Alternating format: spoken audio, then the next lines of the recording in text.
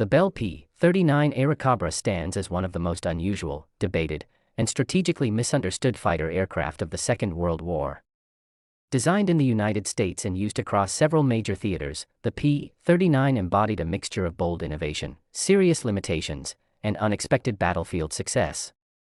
Its unconventional engineering, particularly the mid-engine layout and tricycle landing gear, made it a technological experiment far ahead of its time. At the same moment, decisions made during its development would forever shape its reputation, sometimes unfairly.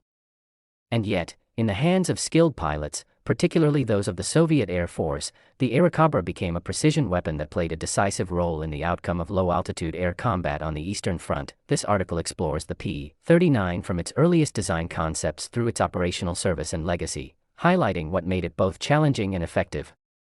In 1937, the United States Army Air Corps issued new performance requirements for a modern, high-speed, high-altitude interceptor capable of countering enemy bombers. At that time, most American fighters followed traditional configurations: a nose-mounted engine, synchronized machine guns firing through the propeller arc, and a tail-dragger landing gear arrangement. The Bell Aircraft Corporation, led by Chief Engineer Robert Woods, pursued a far more radical idea. Bell's engineers proposed relocating the engine behind the cockpit, creating a mid-engine fighter that would concentrate mass around the aircraft's center of gravity. This arrangement promised enhanced maneuverability, reduced aerodynamic drag around the nose, and the ability to mount a heavy cannon firing directly forward along the aircraft's longitudinal axis. The concept took shape as the Bell Model 12, which would soon evolve into the XP-39 prototype. The mid-engine layout became the defining feature of the Airacobra. Instead of sitting in the nose, the Allison V-1710 liquid-cooled V-12 engine occupied a compartment behind the pilot's seat. A long drive shaft connected the engine to the propeller gearbox in the nose, running under the cockpit floor. While this design raised concerns about pilot safety, testing showed the system to be structurally sound. The placement of the engine also allowed for an uncommonly aerodynamic nose profile and created space for a powerful cannon. Another groundbreaking innovation was the tricycle landing gear.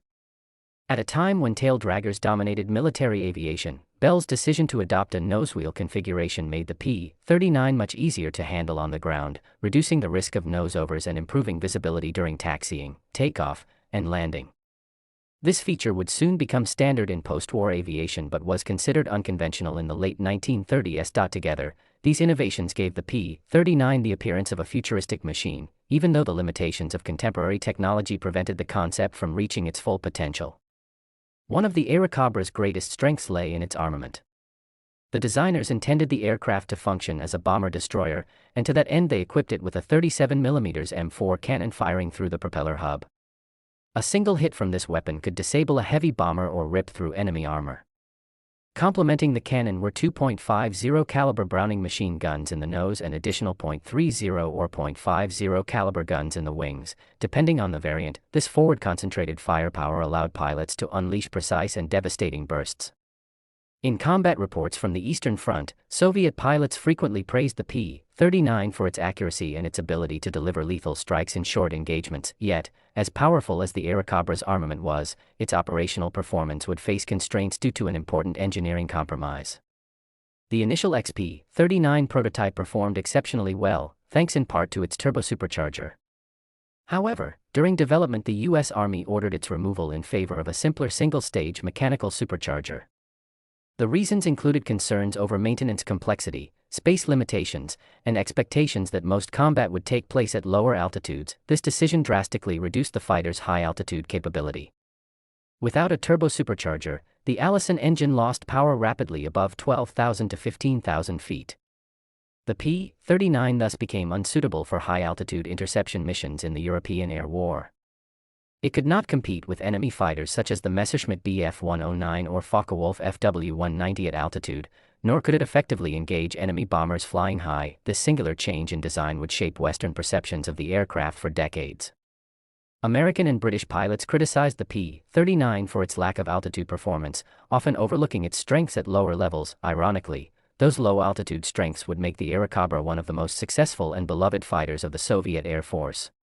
Test pilots evaluating the early P-39s generally praised the airplane's handling at low altitudes.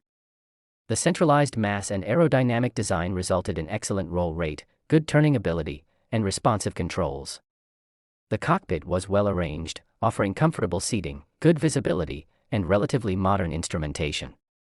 Side-opening car-type doors, although unusual for a fighter, made entering and exiting the cockpit easier, especially on crowded airfields. However, the aircraft also exhibited quirks and hazards. It was prone to entering dangerous flat spins if improperly handled, particularly with aft center of gravity loads. Bell and the Army issued warnings and revised flight manuals to mitigate the risk, and experienced pilots generally adapted quickly. But the aircraft's reputation for tricky spin characteristics persisted, especially among inexperienced aircrews. Despite these challenges, the Airacobra demonstrated high reliability in low-altitude operations and strong structural durability, traits that would later prove essential on the Eastern Front. The Airacobra saw action early in the war with US and British forces, though it never achieved great acclaim in Western service. The Royal Air Force received several early P-39 variants but rejected them after finding their performance at altitude inadequate. The U.S. Army Air Forces used the aircraft in the Pacific, where combat often occurred at lower altitudes. There, the P-39 performed better, engaging Japanese fighters and providing ground attack support. However, American pilots still preferred more capable high-altitude fighters such as the P-38 Lightning and P-47 Thunderbolt. As a result, large numbers of P-39s became available for transfer to the Soviet Union through the Lend-Lease program. On the Eastern Front, the P-39 became a star. Soviet air combat typically occurred at altitudes below 4,000 meters, well within the Airacobra's optimal performance range.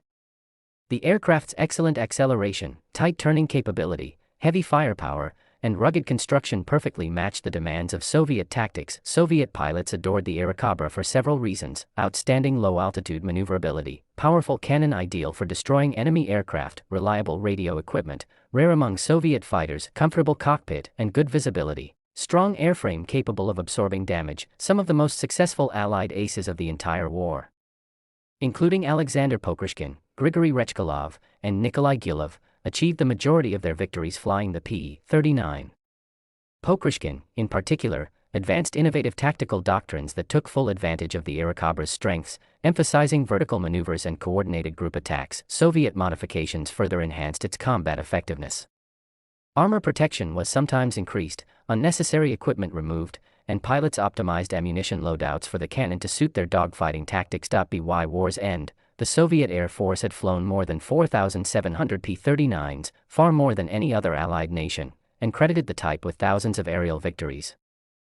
Throughout the war, Bell produced several variants of the Airacobra, including the P-39D, P-39K, P-39L, P-39N, and P-39Q. Most changes involved incremental improvements: revised armor and cockpit layout, enhanced weapons configurations, strengthened landing gear, slight aerodynamic refinements, adjustments to the Allison engine's performance. The P-39Q, the most numerous variant, replaced the wing-mounted .30 caliber machine guns with .50 caliber guns and featured improved armor and systems integration. Despite incremental improvements, Bell never reinstated the turbosupercharger, leaving the aircraft's high-altitude limitations largely unresolved. The legacy of the Airacobra is complex and varies greatly depending on the theater of service. In the West, it is often remembered as a mediocre or disappointing fighter, unable to hold its own in high-altitude combat. But on the Eastern Front, it became one of the most significant fighters of the entire conflict, widely praised for its combat effectiveness. The principles explored in its design, mid-engine arrangement, tricycle landing gear, and concentrated nose armament, foreshadowed many post-war aircraft developments. Although the Airacobra itself did not survive long after the war, its successor, the Bell P-63 Kingcobra, continued the concept with improved performance and served in several air forces after 1945. Today, historians and aviation enthusiasts regard the P-39 as a bold but imperfect design whose true value became apparent only under the right conditions. It may not have achieved the iconic status of the P-51 Mustang or the Spitfire, but its contributions, particularly in Soviet service, were immense and enduring. The Bell P-39 Airacobra remains a testament to innovative engineering and the unpredictable nature of wartime technology. A fighter aircraft limited by key design decisions yet empowered by its unique strengths, it found its greatest success far from the circumstances for which it was originally intended. Its history demonstrates how a machine can be misunderstood in one environment and become iconic in another. In the hands of skilled pilots and used in the right tactical context, the Airacobra proved not only effective, but formidable, a weapon that shaped the skies of the Eastern Front and secured its place in aviation history. If you enjoyed this article and want more detailed stories about World War II aviation, aircraft engineering, and military history, make sure to subscribe and stay tuned for future releases.